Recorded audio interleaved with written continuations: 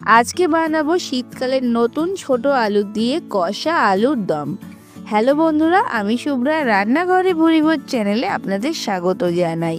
লুচি রুটি পরোটার সাথে এই আলুর দমটা খেতে কিন্তু ভীষণ ভালো লাগে, আর বানানো কিন্তু খুবই সহজ। চলুন তবে রেসিপিটা দেখে নেওয়া যাক।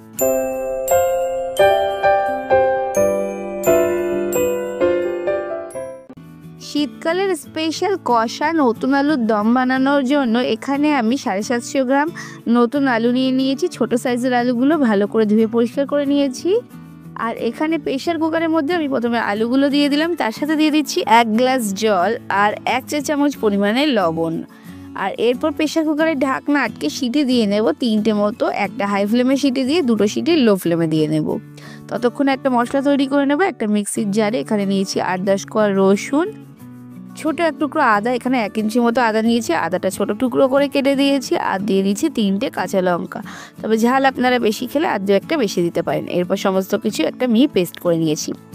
এরপর আলুটা পুরোপুরি সিটিটা বসলে তারপর প্রেশার কুকার থেকে আলুগুলোকে বার করে ঠান্ডা জলে ডুবিয়ে দিয়েছি। অবশ্যই কিন্তু আলুটার সিটিটা পুরোটা বসিয়ে নিতে হবে। তারপর খোসাগুলো ছাড়িয়ে নিচ্ছি। আলু কিন্তু খোসা খুব সহজেই ছাড়ানো যাবে, একটু হাত দিয়ে ছাড়ালেই কিন্তু আলুগুলোর খোসা ছাড়ানো যাবে। আর আমি এরকমভাবে সব আলুগুলোর খোসাই ছাড়িয়ে নিয়েছি।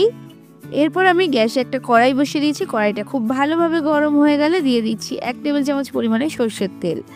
আলুর দম কিন্তু সর্ষের তেলেই বেশি ভালো লাগে। তেলটা ভালোভাবে গরম হয়ে গেলে এর মধ্যে আগে থেকে সেদ্ধ করে রাখা আলুগুলো দিয়ে দিচ্ছি। আলুগুলো দিয়ে নেড়ে চেড়ে একটু লাল করে ভেজে নেব।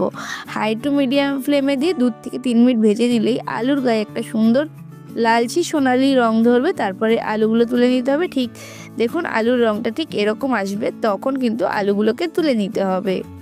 আমি আলুগুলোকে তুলে একটা আলাদা পাত্রে রেখে দিচ্ছি। আর এখানে আমি সব আলুগুলোকেই কিন্তু তুলে নিয়েছি। এরপর কড়াইতে যে তেল আছে তাতেই আমি আরও 2 টেবিল চামচ সর্ষের তেল অ্যাড করে দিয়েছি। আর তেলটা খুব ভালোভাবে গরম হয়ে গেলে এখানে দিয়েছি 1/2 চা চামচ গোটা জিরে, 3টে লবঙ্গ, 2টো এলাচ আর 2 টুকরো দারচিনি। এলাচটা অবশ্যই ফাটিয়ে দিতে হবে। এরপর নেড়ে চেড়ে ফোড়নটা 30 সেকেন্ড মতো ভেজে নেব। ফোড়ন থেকে সুন্দর গন্ধ বেরোলে মিহি করে কুচি করে রাখা পেঁয়াজ দিয়ে দিচ্ছি। আমি পেঁয়াজটাকে চপারে চপ করে নিয়েছি। আপনারা চাইলে এটাকে মিহি করে কুচি করেও নিতে পারেন, আবার চাইলে পেস্ট করেও নিতে পারেন। এরপর পেঁয়াজটা দেওয়ার পর নেড়ে চেড়ে সুন্দর করে ভেজে নেব। আর ভাজতে ভাজতে এর মধ্যে দিয়ে দিচ্ছি 1/2 চা চামচ লবণ, যাতে পেঁয়াজটা খুব তাড়াতাড়ি সফট হয়ে যায়।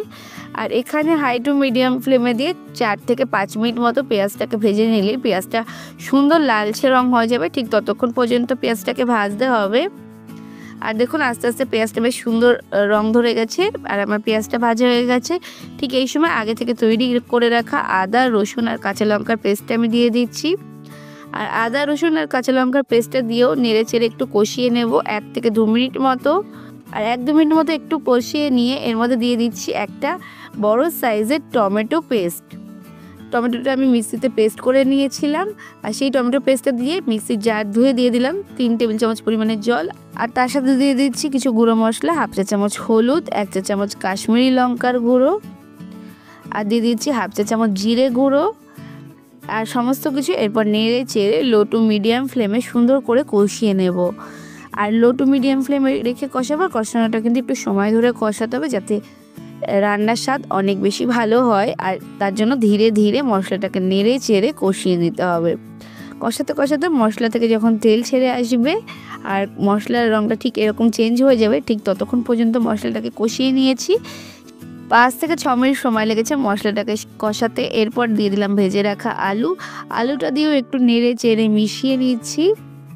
আর আলুটা দিয়েও মশলার সাথে 2 মিনিট মতো কষিয়ে নেব। আর এই সময় আমি দিয়ে দিচ্ছি বেশ কিছুটা মটরশুঁটি।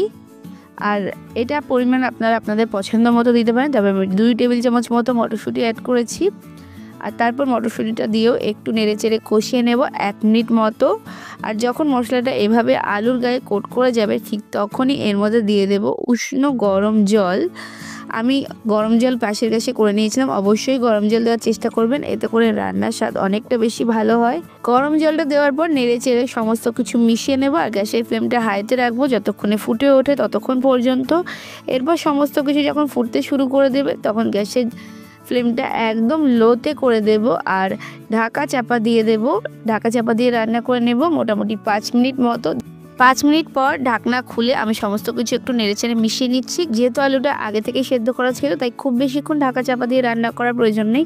আপনারা যদি এরকম গ্রেভি পছন্দ করেন তবে এ পর্যায়েই গরম মশলা দিয়ে নামিয়ে নিতে পারেন। তবে আমি একটু গামাখা করব তাই একটু হাই ফ্লেমে দিয়ে 2 মিনিটে রান্না করে নিয়েছিলাম। তারপর যখন আলুর দমটা ঠিক এরকম হয়ে আসবে তখন এর মধ্যে দিয়ে দিচ্ছি 1 চা চামচের 4 ভাগের 1 ভাগ গরম মশলা।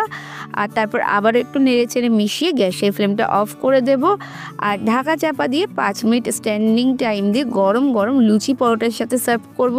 এটা আপনারা কড়াইশুঁটির কচুরির সাথেও খেতে পারেন বা রুটি বা পোলাওয়ের সাথে, যে কোনো কিছুর সাথেই এই আলুর দমটা অসম্ভব ভালো লাগে। শীতকালে যখন বাজারে এরকম নতুন ছোট আলু পাওয়া যায় তখন কিন্তু এই আলুর দমটা খেতে অসম্ভব ভালো লাগে। অবশ্যই আপনারা আমার রেসিপিটা ফলো করে একবার অন্তত বানিয়ে দেখবেন। আর আমার আজকের রেসিপিটা কেমন লাগলো অবশ্যই কমেন্টস করে জানাবেন। ভালো লাগলে লাইক শেয়ার করে অন্যদের দেখার সুযোগ করে দেবেন। আর যদি এখনও আমার চ্যানেলটাকে সাবস্ক্রাইব না করে থাকেন তাহলে তাড়াতাড়ি সাবস্ক্রাইব করে পাশে থাকা বেল আইকনে ক্লিক করে দেবেন, যাতে পরবর্তীকালে চ্যানেলে যখন নতুন কোনো রেসিপির ভিডিও আপলোড করব সবার আগে আপনাদের ফোনে নোটিফিকেশান পৌঁছে যায়। আজকে এই পর্যন্তই, আবার আসবো অন্য কোনো দিন অন্য কোনো রেসিপি নিয়ে। ততক্ষণ ভালো থাকবেন, সুস্থ থাকবেন।